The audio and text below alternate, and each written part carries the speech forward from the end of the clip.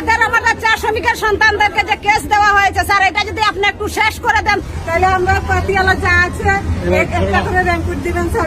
Raincoat কতজন আছে শোনো, একটা রেইনকোটের কথা কইছে যে বৃষ্টির মধ্যে আইলে একটা পাতা তোলার লাগে রেইনকোট লাগবো। আমারে যদি কইতে যে আকাশ থেকে বৃষ্টি আইন না দেয় তাও আমি দিতাম।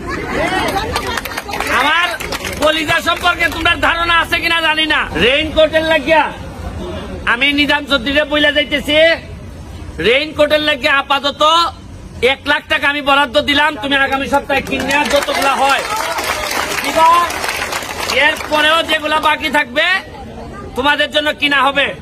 তোমাদের নাচঘর, মন্দির, রাস্তা, প্রাইমারি স্কুল, বাচ্চাদের পড়াশোনা, এই 4টা কাজ না শেষ করে আল্লাহ যেন আমার পৃথিবী থেকে বিদায় না নেয়। আমি এটা শেষ করে দেব। আমি শুধু বক্তব্য দিতে আসি নাই।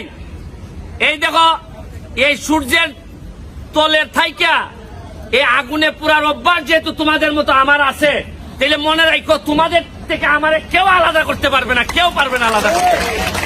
আমি আশা করি, দোয়া করি, আশীর্বাদ করি, তোমরা যে গাছের চারাটা আজকে দিয়ে যাব, মনে করবাই এই গাছের চারাটা আমার একটা বাচ্চা তোমাদের কাছে দিয়ে দিছি পালার জন্য।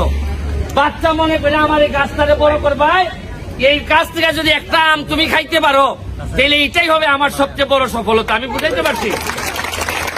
আর এমন ভাবে খালি দেওয়ন্দি না, সারা মাধবপুর সোনারঘাটে 2 লাখ আমের চারা লাগাইতেছি। এমন মিঠা বানাইবো, কারণ সারা জীবন নেতারা তো তোমরা বিষই খাওয়াইছে। মিঠা হইব, মিঠাই ঠিক কাঁদছি তো। আর হইল গিয়া এমন ভাবে মিঠা বানাইবো আমি, অন্যান্য চা বাগান, শ্রীমঙ্গল, মলিবাজার, ওইসব চা বাগানের লোকরা আফসোস করতো, আহারে দেওয়ন্দি বাগান থেকে যদি একটা মেয়ে বিয়ে নিতে পারতাম। বুঝছো নি? এমন ভাবে আম ফসল ফলাদি সবাই যাতে মানুষে খালি আফসোস করে। ঠিক আছে, তোমরা সময় নষ্ট করছি, আমার জন্য আশীর্বাদ রেখো যাতে সময় সময় তোমরা সাথে আইসে আমি দেখা করতে পারি, তোমাদের সুখে দুঃখে যেন আমি থাকতে পারি। ঠিক আছে, জয় বাংলা। ও একটা ব্রিজ নির্বাচনের আগে কইছিলাম ব্রিজ দিয়া যাবো চানমারি। আরে আপনি কইছিলেন, উনি এমপি মহোদয় কথা দিচ্ছেন যে আমি যদি নির্বাচিত হই 2 মাসের মধ্যে চানমারি ব্রিজ করে দিব। উনি যে 29 কোটি টাকা পাইছেন, প্রথমে 1.5 কোটি টাকাতে চানমারি ব্রিজের কাজ শুরু হয়েছে। এই বাগানে একটা ছেলে কইছিল মিঠুন যে আমি কিডনি বেচা দিব, তার কিডনি বিক্রি করা লাগছে না। এমপি মহোদয় ব্যক্তিগত শুরু হয়েছে না হয়েছে না?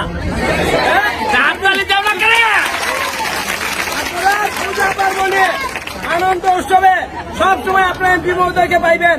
আপনাদের সাথে আছি, সাথে থাকবো নির্ভয়। এইবারের পূজায় ওই যে গান হয় নানি, এমন গান হইব ডান্স করতে পারি। কথা বুঝছো নি? কিতা কও? আমাদের যে চা শ্রমিকের যারা আছে, যাদের আমাদের চা শ্রমিকের সন্তানদেরকে যে কেস দেওয়া হয়েছে স্যার, এটা যদি আপনি একটু শেষ করে দেন তাহলে তাদের মনে একটু আনন্দ আসবে স্যার। এটা আপনার কাছে আশা করি। হ্যাঁ হ্যাঁ, কেসটা যে আমাদের দেওয়ান্দি চা বাগানে যে আছে, আমি তো আগে যেগুলো পাইছি, এখন আইসা নতুন এমপি হিসাবে তোমাদের যেন কোন ধরনের অসুবিধা না হয় এটা দেখার জন্যই তো আমারে ভোট দিছো তোমরা। সব বিষয়ে আমি চেষ্টা করবো।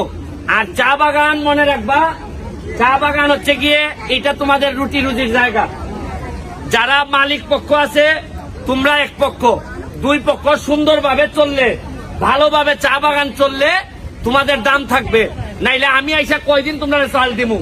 আমি মালিক পক্ষরে অনুরোধ করব, আপনাদের সন্তান মনে করিয়া যেভাবে যাতে অসুবিধা না হয়, অসুবিধা হইলে তো আমিও আছি, আমরা সবাই মিলে মালিক পক্ষ, তোমরা, এমপি সবাই মিলে যেন সুন্দরভাবে বাগানটা চলে, বাগান চলতে যেন কোনো অসুবিধা না হয়, এইদিকেও তোমরা খেয়াল রাখবা। কথাটা বুঝছো নি?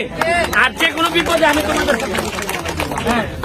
তোমাদের শ্রমিকদের সহযোগিতায় যা যা লাগে তোমরা আমারে পাইবাই। মনে রাখো আমি কথা দিছি যতদিন এমপি আছি আমার চা বাগানের কোন লোক যদি না খাইয়া থাকে তাহলে আমি ভাত খাবো না, আমি নিশ্চিত করে দিলাম।